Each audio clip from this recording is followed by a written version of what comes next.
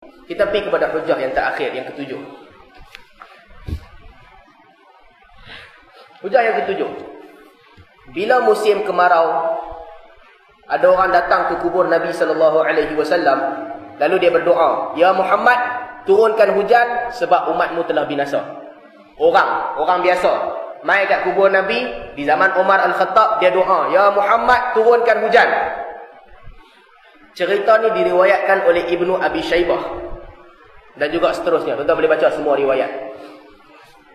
Pondok Tampin, apa yang dia buat? Dia ada tambahan sedikit berkaitan dengan hadis ni. Kita bacakan tambahannya. Pertama sekali, dia katakan bahawa Ibn Hajar Al-Asqalani mensahihkan cerita ni.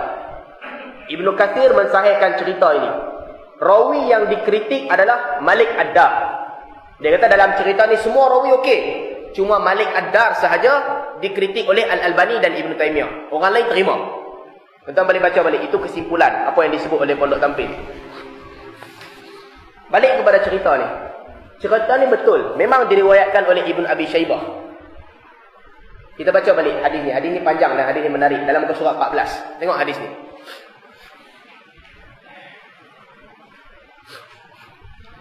Dia sebut, manusia pada satu ketika diuji dengan kemarau yang berpanjangan di zaman Umar Al-Khattab.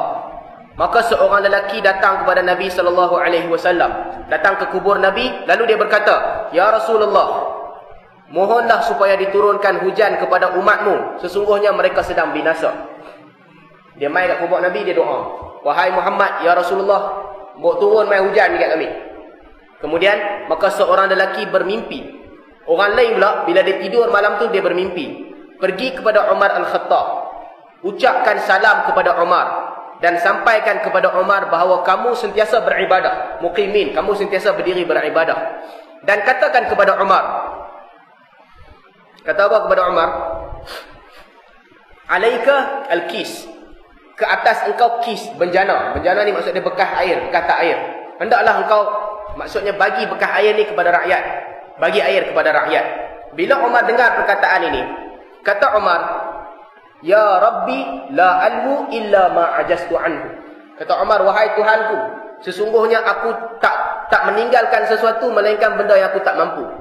Umar kata, kalau aku tinggal tu maksudnya memang aku tak mampu. La alhu illa ma ajastu anhu. Sebab kadang-kadang mungkin ada rakyat yang tak dapat minuman dan sebagainya.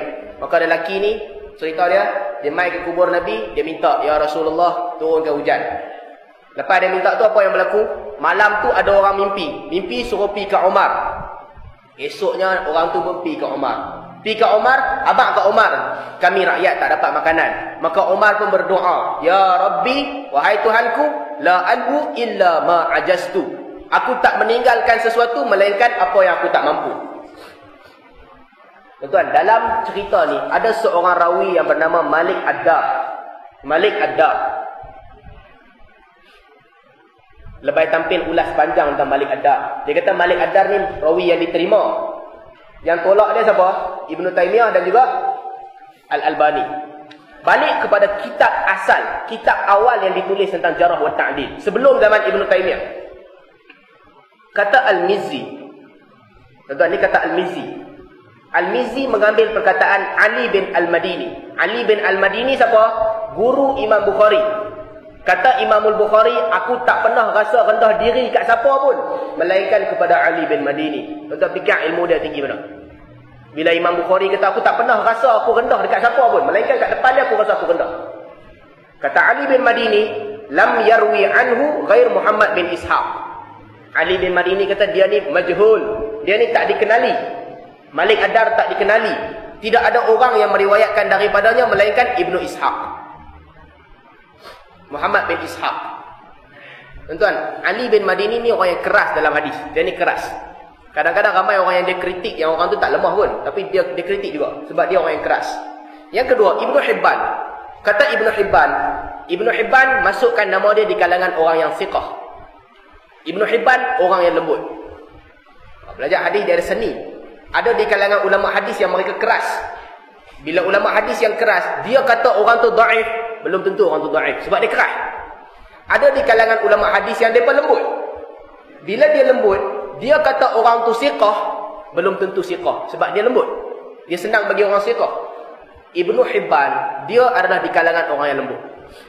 Ali bin Madini, dia di kalangan orang yang kerah. Maka last sekali, Ibnu Hajar Al-Asqalani kata cerita ni betul. Cerita ni sahih. Memang berlaku di zaman itu. Di zaman Umar memang sahih ada seorang lelaki datang ke kubur Nabi SAW. Jadi macam mana kita nak jawab? Bukan surat seterusnya. Nanti kita boleh tengok balik perkataan Ibnu Hajar. Apa yang Ibnu Hajar sebut? Kata Ibnu Hajar, ada riwayat daripada Saif nama rawi.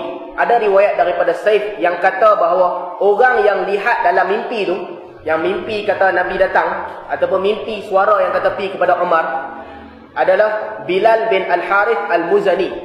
Bilal bin Al-Harith Al-Muzani, seorang sahabat. Saif, dia riwayatkan bahawa Bilal bin Harith Al-Muzani, dia yang nampak dalam mimpi. Dia sahabat. Tapi cerita ni adalah cerita yang dhaif. Sebab Saif, ataupun nama dia Ibn Umar At-Tamimi, Tamimi juga, dia ni adalah rawi yang dhaif. Kita tengok perkataan Ibnu Hibban. Apa kata Ibnu Hibban? Yarwil mawdu'at anil athbat. Dia meriwayatkan hadis-hadis palsu daripada orang yang siqah. Innahu kana yadha'ul hadis. Dia ni buat hadis palsu. Tuan ingat balik cerita tak saat ni yang kita abang. Ali bin Madini orang yang kerah. Kalau dia kritik orang, belum tentu orang tu lemah. Ibnu Hibban orang yang lembut. Kalau dia puji orang, belum tentu orang tu kuat. Tapi kalau Ibnu Hibban, dia lembut, dia selalu siqahkan orang. Kalau Ibnu Hibban kata dia ni buat hadis palsu, maksud dia apa? Maksud dia memang sungguh dia buat hadis palsu. Maka riwayat tu riwayat yang dhaif.